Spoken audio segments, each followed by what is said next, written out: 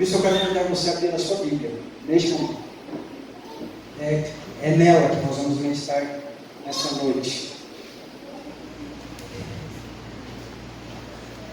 Gênesis, nós vamos passar pelo capítulo 18, mas nós vamos avançar, nós vamos ir além dele. Não quero me demorar, a mensagem é simples, bastante objetiva, muito clara. Eu espero que ela chegue no seu coração como chegou no meu coração também.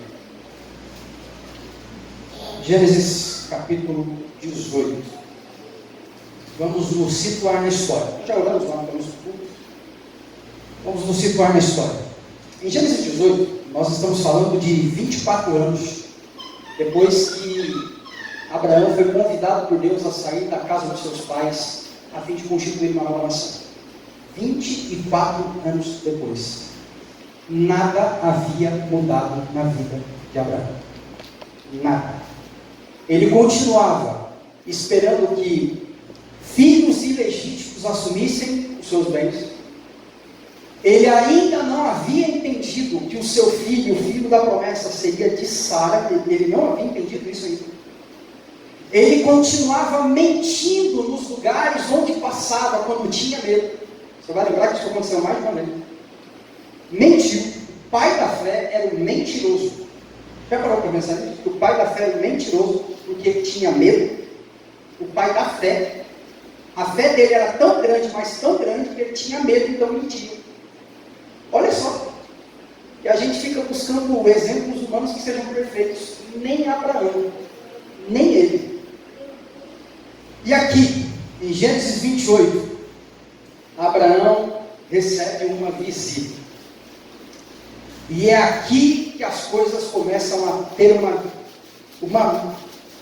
uma mudança na mente de Abraão. Capítulo 18, verso 1, a minha Bíblia diz assim: E o Senhor apareceu a ele nas planícies de Mamre, ou Mamre, e ele sentou-se à porta da tenda no calor do dia. Abraão. E ele elevou seus olhos e olhou, e eis que 3 homens estavam em pé com ele. 3 homens. E quando ele os viu, ele correu da porta da tenda para encontrá-los e se curvou em direção à terra e disse: Meu Senhor, se agora me encontrei favor aos teus olhos, suplico-te que não passes de teu servo. Peguem um pouco de água, peço-vos, e lavai os vossos pés e descansai debaixo dessa árvore. E trarei um bocado de pão e confortai os vossos corações. Depois disso, passareis adiante, pois para isso vieste a vosso servo. E eles disseram: faze como disseste. Bom, a hospitalidade de Abraão está bem clara. Abraão já estava com 99 anos. Abraão não era mais um menino. Abraão não era mais um jovenzinho. É bem verdade que ele viveu bastante tempo depois. Mas a morte é bem clara em dizer que mesmo nos dias de Abraão, ele era velho. Mesmo para a realidade de Abraão, com seu pai tendo vivido mais de 200 anos, ainda assim, Abraão era já considerado velho. E algumas coisas já me chamam a atenção aqui, né? Aos defensores do politicamente correto, foi um senhor de idade que serviu 3 jovens.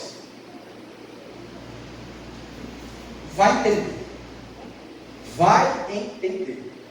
Se fosse nos nossos dias, pedras seriam jogadas nesses 3 anjos que aceitaram que um idoso se levantasse de onde estava para servi-los. Por quê? Porque o foco da história não são os anjos. O foco da história é Abraão. E aí que é interessante, a gente fica querendo ser servido o tempo todo. Mas a gente nunca entende que o serviço não é o outro que tem que prestar a mim. Sou eu que tenho que prestar ao outro. E aí não interessa se eu sou um adolescente, uma criança, um adulto, um idoso, homem ou mulher, tanto faz. Todos precisam servir. Mas a história continua. Abraão se apressou para dentro da tenda até Sara e disse: prepara depressa 3 medidas de farinha fina, amasse-a e faça bolos sobre a lareira. E Abraão correu para o rebanho e trouxe um novilho tenro e bom e o deu a um jovem, e ele se apressou em prepará-lo. Ele pegou manteiga, leite um novilho que havia preparado e o colocou diante daqueles homens. E ele ficou em pé junto deles. Abraão ficou em pé. Olha de novo. Quanta coisa para aprender da palavra de Deus. Ele ficou em pé, junto deles, debaixo da árvore, e eles comeram. Eles estavam comendo de Abraão em pé. E eles lhe disseram, e aqui começa a nossa história: onde está Sara, tua mulher? E ele disse: eis que está na tenda. E ele disse: eu certamente retornarei a ti, de acordo com o tempo da vida, e eis que Sara, tua mulher, terá um filho. Lembrando, Ismael já era nascido. Sara, tua mulher, terá um filho. E Sara o ouviu na porta da tenda que estava atrás dele. Ora, Abraão e Sara eram velhos e bem adiantados em idade. Abraão com 99 para 100 anos, Sara com 89 para 100. E cessou de estar com Sara a maneira das mulheres. Sara não tinha mais idade para ter filhos. Por isso, olha esse texto. Por isso, Sara riu dentro de si, dizendo: depois de tão envelhecida, eu terei prazer em meu Senhor, sendo também velho? E o Senhor disse a Abraão: por que Sara riu? Ninguém viu Sara rir. Ninguém. A Bíblia não diz que Sara começou a rir e as pessoas... Não. Era só Sara. Só ela. Deus continua. Por que Sara riu, dizendo: é verdade que eu sou velha, gerarei uma criança? Há alguma coisa difícil demais para o Senhor? Disse aquele ser que estava ali. No tempo determinado eu retornarei a ti, de acordo com o tempo de vida, e Sara terá um filho. E aí começa um diálogo bastante interessante, porque no meio desse diálogo, Sara nega. Eu? Rindo? Jamais. Ninguém pode provar. É a prova de que aquele ser que estava ali não era qualquer um, sabe por quê? Não podia nem ser anjo. Nem anjo podia ser. Os anjos não têm pensamento. Fica muito óbvio que a gente está falando de alguém muito maior do que os anjos. Então, o anjo continua toda a saga ali com Sara, e aí tem o verso, onde está ele? Não.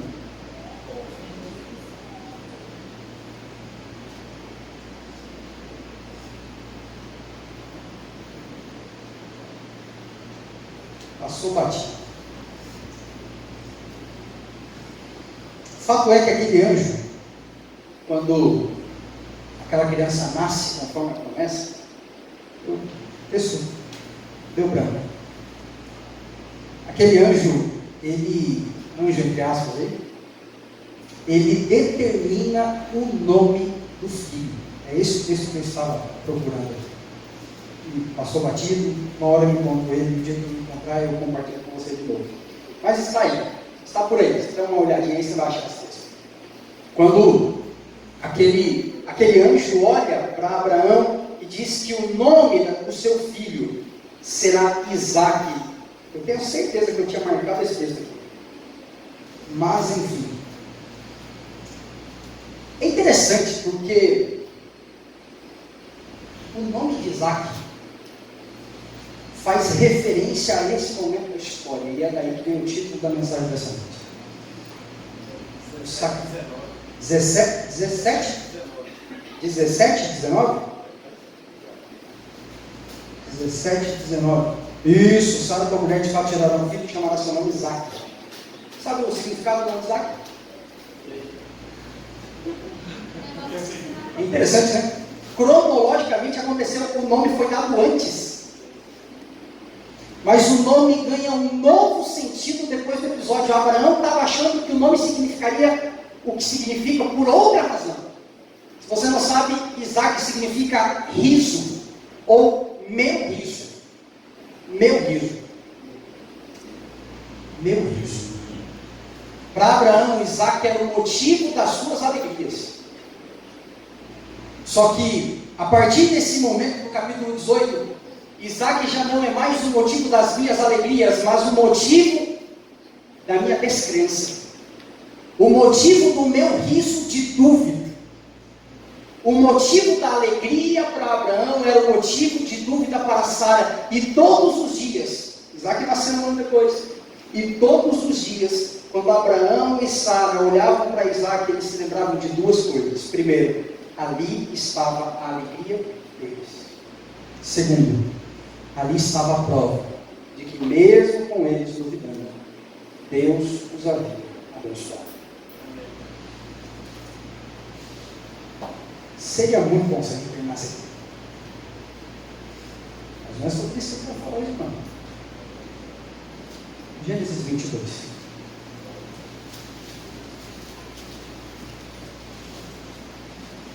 É agora que algumas coisas começam a criar um significado diferente na história de Abraão.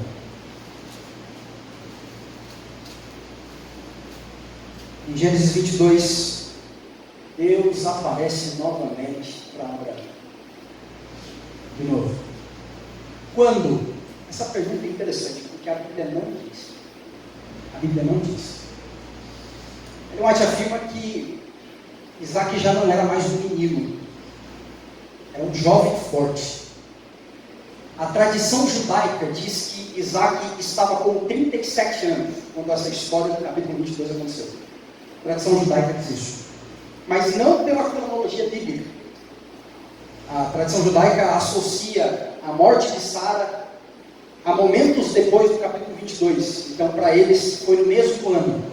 No mesmo ano em que o capítulo 22 aconteceu, foi o ano em que Sara morreu. E Sara morreu com 127 anos. Então, Isaac tinha 37. Porque Isaac nasceu, ela tinha 90. Com 37. Mas existe divergência. Alguns atribuem 20 anos, outros 30. Alguns atribuem 33 anos a Isaac. Porque daí Abraão estaria com 133. E essa diferença de 100 anos traria, na cabeça de alguns aí que gostam dos números da Bíblia, traria a noção de que representava a distância da divindade celestial Pai, da divindade celestial Filho, que também morreu aos 33 anos. Mas são teorias. A Bíblia não diz para a gente. O que a Bíblia diz é que Deus apareceu para Abraão num certo dia. E aí vem o verso 2. Deus disse: toma agora o teu filho, teu único filho Isaque, a quem tu amas, e vai para a terra de Moriá, e oferece-o ali como oferta queimada sobre um dos montes, e eu te direi. A gente olha para essa história hoje com os olhares de quem já sabe o final dela. E esse é o nosso problema.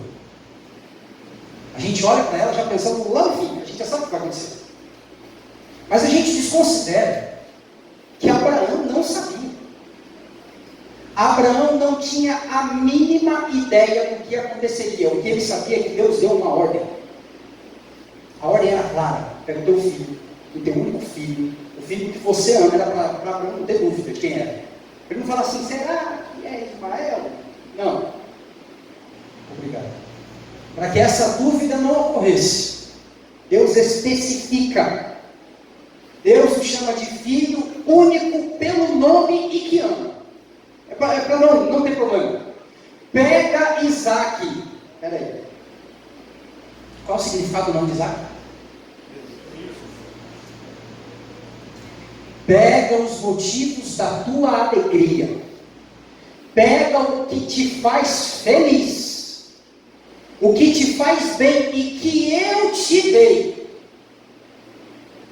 E devolve para mim. Eu quero. É meu, não seu. Quando eu começo a pensar na profundidade do significado do nome de Isaac nessa fala de Deus, aparece um significado diferente para mim. Deus não estava pedindo para Abraão simplesmente aquilo que ele mais amava. Deus estava pedindo tudo que ele tinha. A única e maior alegria da vida de Abraão era o que Deus estava pedindo. Eu acho muito interessante quando Ellen White diz lá em Testemunhos Celebres que Abraão não teve dúvidas. Ele não ousou imaginar não obedecer a Deus. E aí duas atitudes Abraão tomou. Primeira, Abraão não contou para ninguém o que ia acontecer, porque ele sabia que se ele contasse, iam impedir. Segundo, ele também não contou para o seu filho, porque ele não tinha certeza se Isaac acreditaria no que ele estava dizendo. Então, para não ter dúvida, ele não contou. Não contou. Pega Isaac, pega os servos e começa a jornada de 3 dias. Aqueles 3 dias caminhando. Eu sei que tem uma música bonita aí que diz que Sara percebeu que havia algo de errado lá. Mas é o seguinte, a Bíblia não diz isso não, viu? É bem verdade que Ellen White vai dizer que Abraão não dormiu aquela noite. E isso é verdade, Abraão não dormiu. Então Sara deve ter ficado com uma pulguinha atrás da orelha. Porque imagine você que é casada aí, vai, teu marido não dorme à noite, você pergunta o que está acontecendo, ele não te conta. Você já me imagina que tem alguma coisa errada? Alguma coisa está errada. Foi o que aconteceu com Abraão. Abraão não dorme, Sara pergunta, ele não conta. Ele não conta porque ele sabia que ela não ia deixar. Não ia. Você sabe quem manda em casa. Ele não levaria. Ou você sabe. Tanta coisa para falar sobre casamento aí, mas não é esse o ponto. Mas você sabe. Se ele contasse, quem mandava em casa era Sara. Ellen White usa a expressão rainha do lar. Sabe o que ele vê? Olha para o jogo de xadrez. Que peça perde o jogo?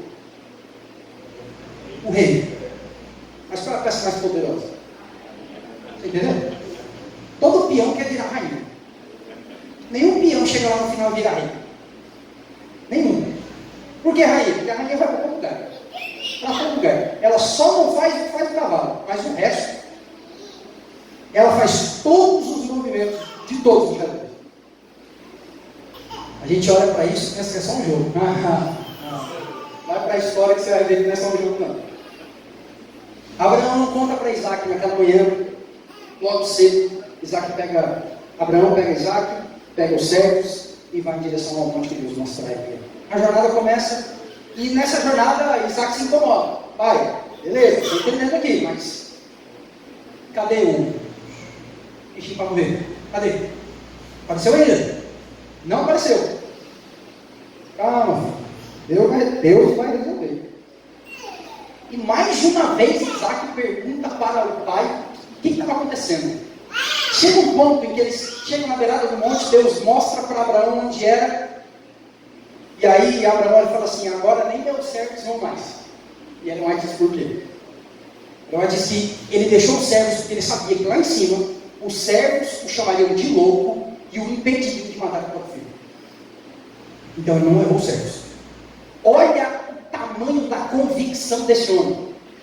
Ele chega lá em cima, a história você conhece. Prepara tudo, quando está tudo pronto, Isaac começa a perceber que tem alguma coisa estranha. Porque eles estão lá em cima. E o animal não apareceu ainda. Pergunta ao pai pela última vez, pai, está tudo aqui. Cadê o cordeiro? Cadê o cordeiro? A gente sempre conta essa história da perspectiva de Abraão, mas estudar da perspectiva de Isaac também deveria ser um exercício poderoso para a gente.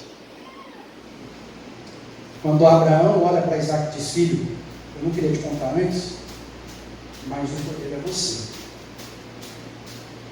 Deus pediu que eu entregasse você. Por que Isaac não correu? Por quê? Por 2 razões. Primeiro, Isaac tinha certeza do amor que o pai dele tinha por ele. Ele não tinha dúvida. Segundo, Isaac tinha certeza do amor que o pai dele tinha por Deus. Isaac tinha plena convicção. Plena convicção. E se o pai dele estava chegando àquela conclusão de que precisaria matar o próprio filho, é porque Deus tinha pedido. Deus tinha pedido.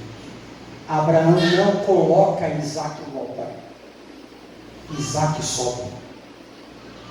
Que lição para os filhos, hein? Se a tradição hebraica estiver correta, era um homem de 37 anos contra um velho de 137. Tá, eu não ficava. Eu não ficava. Isaac ficou. Na última hora, quando nada mais poderia impedir a pressão que Abraão havia colocado sobre aquela faca, o único poder que poderia interferir e interferir, um anjo segurou a mão de Abraão. O livramento é incrível e tem música, muita música contando isso. Muita música boa. Se o anjo não tivesse entrado, Isaac teria morrido. Isaac teria morrido. Abraão foi desafiado a sacrificar o seu riso ao Senhor. O motivo das suas maiores alegrias. A única esperança de um homem de sua época, deixar o que tinha para a posteridade por meio dos filhos. Abraão estava colocando tudo isso em xeque, porque Deus tinha dado uma ordem. Abraão já não tinha mais Ismael. Ismael já vivia por conta. Ele já tinha expulsado Ismael, só sobrava Isaac. É bem verdade que a Noite vai dizer que Abraão tinha confiança de que o Deus que havia dado o seu filho poderia devolver. Ele sabia, ele era convicto disso. Mas ele não estava se segurando aí. Ele estava se segurando na ordem expressa de Deus. Do que essa história fala? Do que essa história conta? Por que Abraão, por causa dessa história, é chamado de pai da fé? Por quê? Vou te contar por quê. Nada substituía o amor que Abraão tinha por Deus. Nada. Você já parou para pensar quantas coisas Satanás coloca diante de nós que nos apaixonam? Você já parou para pensar quantas vezes Deus nos dá uma bênção e Satanás perverte essa bênção para maldição? Não é porque Deus não deu a bênção, Ele deu. O filho era cumprimento da promessa de Deus.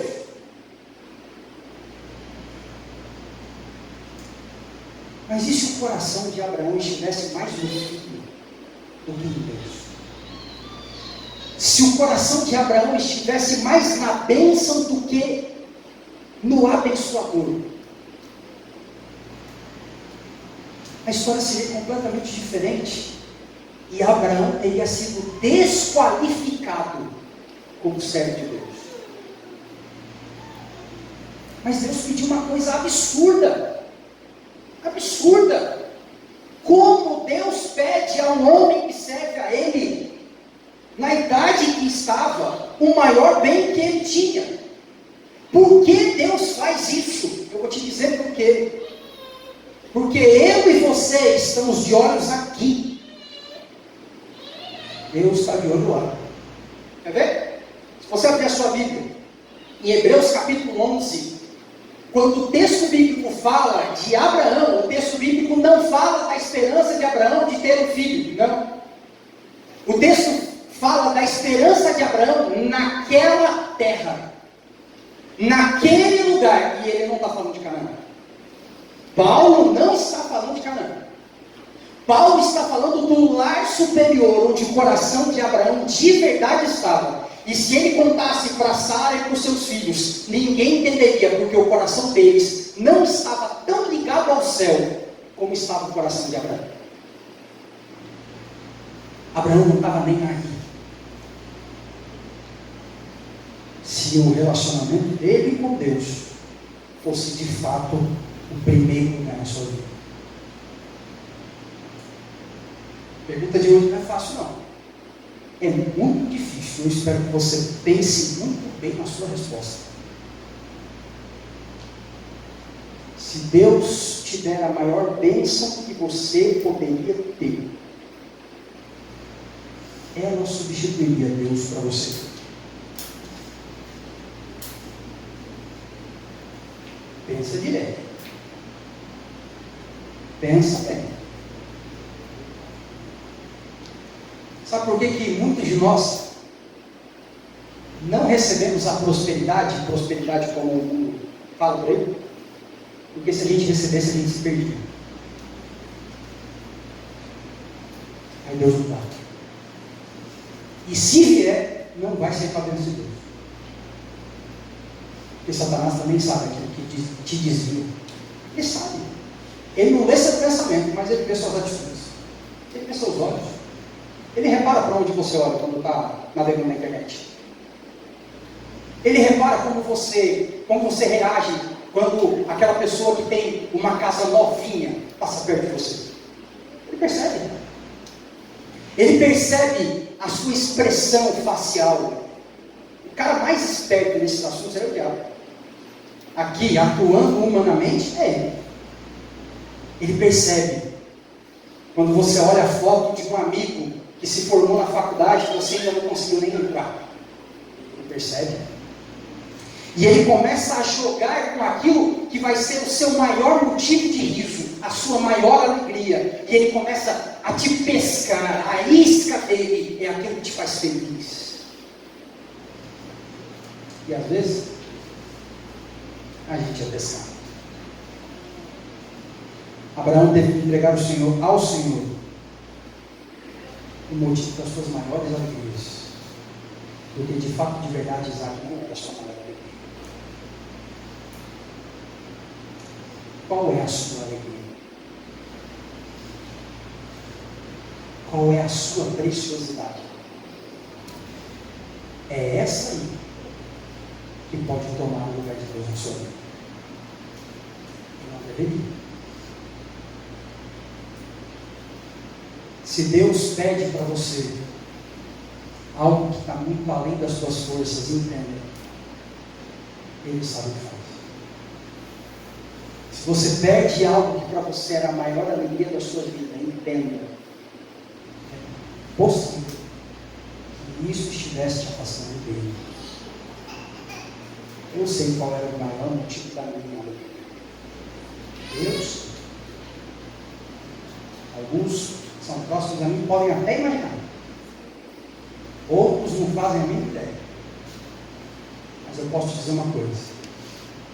Eu tive que lutar com Deus quando a minha maior alegria foi perdida. Porque eu não tinha fé para garantir. Eu tive que aprender que a minha maior alegria não deveria ser a minha maior alegria. Eu estava errado. Você já passou por isso? Se ainda não passou, te prepara. Você vai passar. Vai? Sabe qual é o nome disso? Angústia. Você já viu uma profecia falar do momento de angústia? Quando a sua maior esperança é testada? Sabe o que o diabo vai jogar na sua cara quando a gente estiver no momento da angústia de Jacó? Os seus maiores prazeres. Porque todos eles te afastaram de Deus. É isso que ele vai jogar. Para alguns, ele já jogou. Boa parte caiu. Outros se não tiveram em pé. Mas uma coisa é séria. Se Deus pede que você sacrifique a Ele o seu riso, não duvide de você. Deixa na mão dele. Entrega tudo de verdade. Tira essa semi-divindade da sua vida e coloca no primeiro lugar da sua vida de verdade Deus. Aí as coisas vão fazer sentido. Não tenha medo de sacrificar o motivo da sua alegria, porque ela não vai te levar para o céu. Não significa que ela é bom. Essa não é a discussão. Significa que ela não deve ter o primeiro lugar na sua vida. Você vai ouvir uma música muito conhecida. Muito conhecida. Você já deve ter cansado de ouvir. Eu não vou pedir para você ficar em pé, se ajoelhar, na frente. Eu não vou não, porque a gente costuma e na pressão. Eu quero que você pense na letra de verdade dessa música. E entenda que se no trono da tua vida existe qualquer coisa que te faça mais feliz do que Deus, essa coisa precisa morrer. Se alguma coisa toma o lugar de Deus na tua vida, essa coisa precisa ser abandonada, nem que sejam as tuas emoções serem tiradas dessa coisa. Não necessariamente ela morrer fisicamente, mas ela precisa se mostrar inútil, como se mostrou inútil para Abraão. A maior alegria da vida daquele homem, um filho. Deus não teve medo de pedir, e Abraão não teve medo de entregar, porque Isaac não estava no trono do coração de Abraão. Para que para cantar? Pense na letra dessa música. E pensa se você de fato está disposto a colocar diante do Senhor os motivos do teu riso, da tua vida.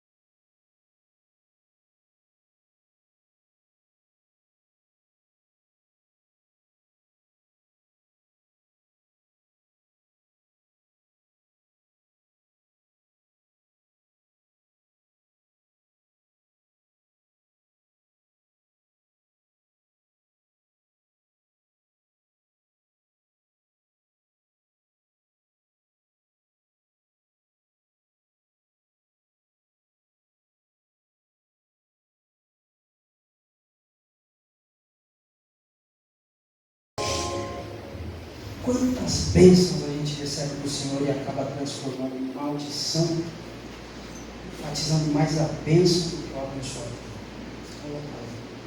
Tem misericórdia da gente. Por favor, Senhor. Pai, na nossa mente pode passar neste momento inúmeras coisas que têm ocupado o primeiro lugar na nossa vida. Lugar que deveria ser unicamente do Senhor. Abraão não teve medo de entregar isso. Então nos dê fé. Fé que Abraão teve. Para abrir mão daquilo que nos faz mais felizes. Unicamente. Para que o Senhor esteja no trono da nossa vida. Amém. Por favor, Senhor. Em nome de Jesus. Amém.